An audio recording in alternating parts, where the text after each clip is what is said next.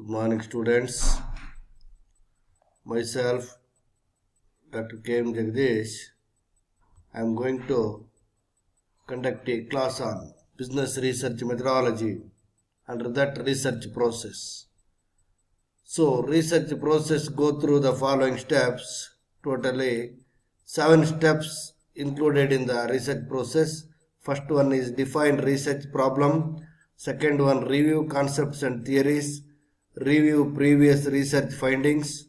Formulate the hypothesis. Design research, that is including sample research. Collect the data. Analysis data. Interpretation. Report the data to the concerned authority. Here, define research problem. For example, you taken the problem, that is comparative study of balance sheets of Canara Bank and Syndicate Bank earlier. Now they are both are merged. So the research problem is comparative study of financial statements of Canara Bank and Syndicate Bank. For that purpose, you have to go through the review concept and theories of earlier. What are the steps are taken by the accounting agencies while they are preparing the financial statements. Next, review previous research findings. What are the findings are made by the earlier researcher regarding the research problem and comparative study. Formulate the hypothesis. Formulate the hypothesis means imagination. Here, you should remember that is whether the financial position of Karnataka Canara Bank is far better than Syndicate Bank. So this is called as formulate the hypothesis. Next, design research including sample design. How much of sample to be taken for the purpose of study. Next one is collection of data. I already told you in the earlier class there are two types of data. One is primary data, another one is secondary data. Primary data are collected directly from the respondents. Secondary data means collected from the sources already selected by the earlier researchers. Next, we have to analyze the data with the help of statistical tools, mean, median, mode, or regression, correlation, or even with the help of SPSS software. Then we have to interpret it and report the data on the basis of the information available in the research. So this is called as research process. Review of literature means review. That is already some of the studies which are taken place on the particular concept. We have to go through the literatures of the earlier researcher or research scholar or the newspaper or journals or magazines. On the basis of that, we have to go through the review of literature, which are the studies which are already conducted on the particular concept. Next one is components of research. Here there are different components of research, that is first one is title, second one introduction, third one statement of the problem, fourth one is review of literature, objective of the study, hypothesis for the study, research design and methodology, conceptual framework, report writing and implication of the study, financial assistance required, conclusion, select bibliography. Here title of the product, that is title is for example out of 12 components, first one is title. Before you are going to conduct the survey, you have to decide the title first. For example, it related to Chikmagalur district, problems and prospects of coffee growers with special reference to Chikmagalur district, or problems and prospectus of Arakanat growers, or paddy fields or farmers, or you can also take the businessman or services of the cooperative sector or traveling agency, everything, any one topic you can select, but information should be available easily and study can be conducted smoothly. Next one, introduction. This part includes introduction of the particular topic. Then, that is, what are the researches which are already taken place on this concept. Scope of the study. Scope of the study means it is whether it is related to whole India or whole Karnataka or whole Chikmagalur or whole Chikmagalur or city. For this purpose, we have to give the introduction about statement of the problem. What are the problem you are studying? For example, customer satisfaction, consumer satisfaction towards any product or any services.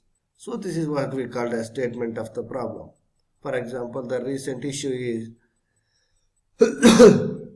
APMC Act or CAA or anything. That is, you have to take down that problem. Then you have to go through the review of literature.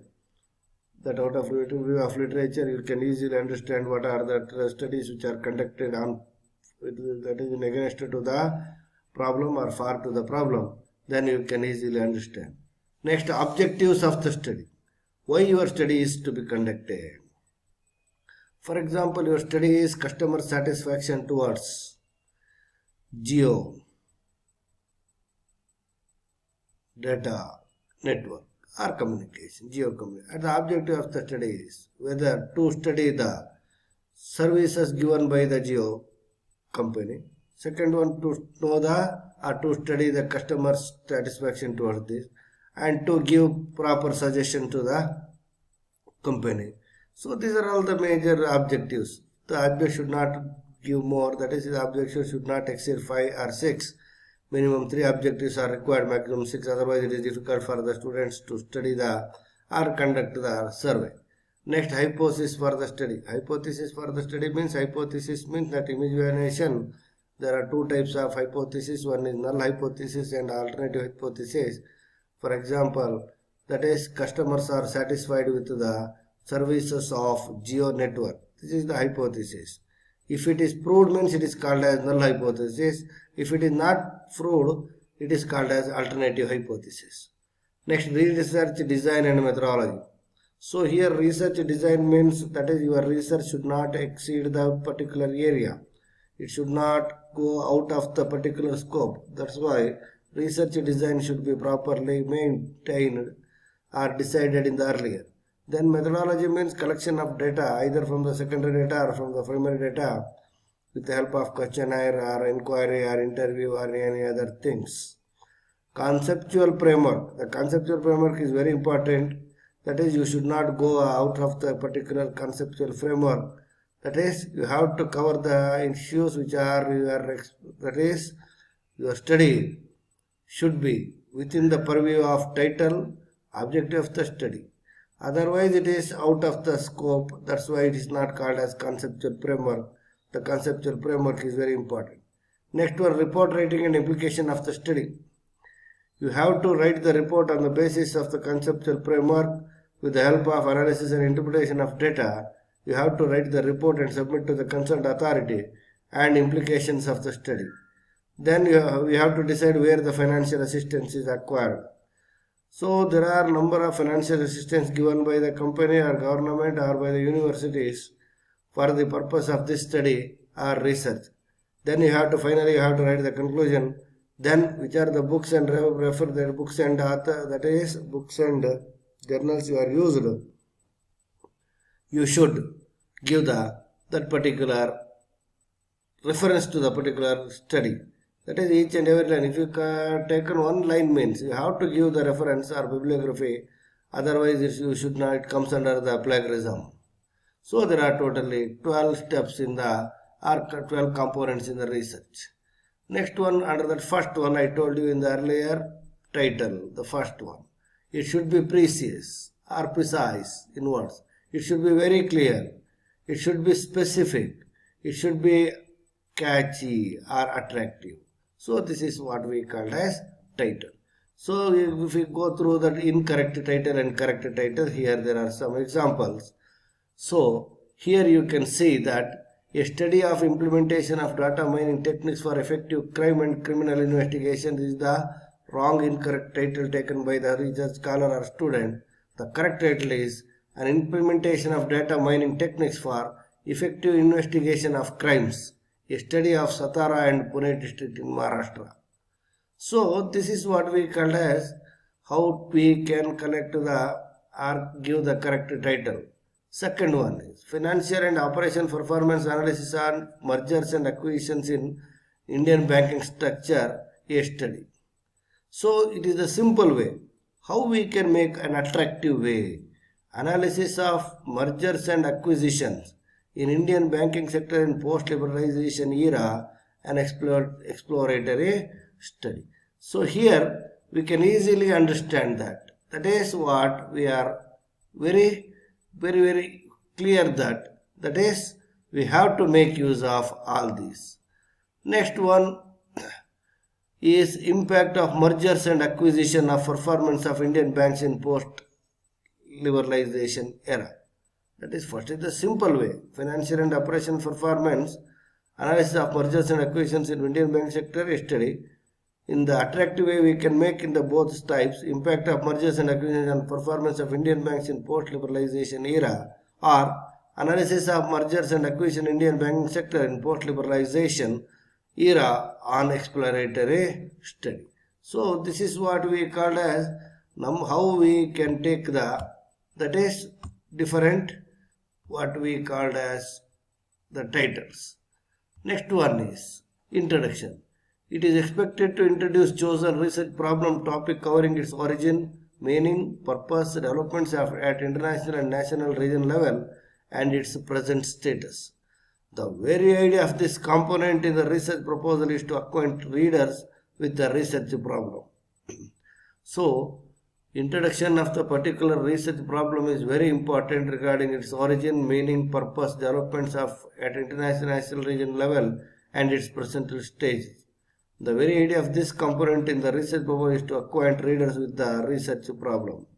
For example, we cannot go through the studies like Naxal revolutions or terrorists or anti-government. These type of topics you cannot take. We have to take the permission from the government. Suppose that is, for example, that is farmer suicide. It is the major issue we are facing in modern world, especially in Karnataka and India. So at that time it is expected to introduce chosen research problem, that is farmer suicide, topic covering its origin, why it is happens, so meaning of the farmer suicide regarding this, purpose, why they are making, development at international, national, region level and its present status. That is why they are committing suicide, because of non-repayment of the loan or even that is they are unable to pay the debts. So these are all the problems we have to study. Next one is statement of the problem. Proposed research topic should be the genuine need for investigation. So here statement of the problem is very important. So proposed research topic should have genuine need for investigation. Do the following need an investigation. High turnover employees of reputed 5-star hotel affecting its revenue and increasing trends for farmer suicide in a particular region. Declaration of sales trend of well-known and popular automobile company affecting its sales. Yes. So here you can see that is whether your study within the prescribed area or not. High turnover of employees of reputed 5-star hotel affecting its revenue. It is very burning issue in the human resources management. Then increasing trend of farmer suicide in a particular region. Yes, we have to. Otherwise we cannot go through that's why it is called as statement of the problem related to that.